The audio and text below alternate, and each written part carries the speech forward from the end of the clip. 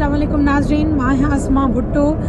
जीअं त यूट्यूब ते हिकिड़ो चैनल खोलियो आहे ज़फ़र नॉन स्टॉप, तमामु बहितरीनु चैनल आहे ऐं उन में तमामु बहितरीनु वीडियो आहिनि जेके तव्हां ॾिसणु चाहियो था। सिंधी, इस्लाही, शेरो शाइरी, कॉमेडी, जॾहिं जेको तव्हांजो मूड हुजे, तव्हांखे दिलि तव्हांजी कॾहिं उदास हुजे, कॾहिं ख़ुशि हुजे, त उहे हर वीडियो तव्हांजे मन वटां तव्हांखे ॾिसण लाइ उते मिलंदा।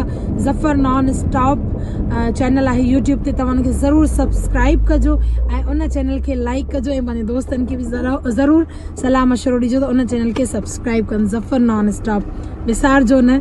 Thank you so much. जानी हाँ हिकिड़ो सवाल पुछां जी। ॾिस की ॻाल्हि माइंड न कजांइ, हाँ बिल्कुल भी न करना। वरी भी सोच मत माइंड करे। ॾिस मूं ज़िंदगी में तो कॾहिं बि अहिड़े क़िस्म जो सवाल नाहे पुछो। भले पूछो। सच हाँ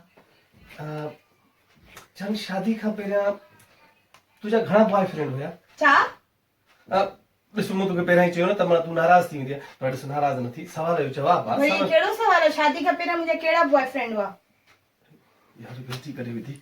ठीकु आहे, नाराज़ न थी, पर ईअं माण्हू पुछे थो, करे करे घर में हूंदो आहे, ज़ाल मुड़ुस में ॿिए को सवाल करे सघंदा। तूं मूंखां सवाल कर कुझु भला, त तुंहिंजूं घणियूं गर्लफ्रेंड हूंदियूं। तव्हां सां बस इहा ई ॻाल्हि आहे न, त मां मुंहिंजूं त कॾहिं ज़िंदगी में थियूं ई कोन, पर हाणे तूं ॿुधाए न भला तुंहिंजा घणा हुया?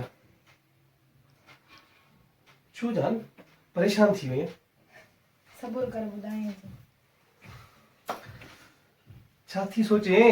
अरे सोचा न पई मिड़ी, गिनती पई कयां घणा हुआ।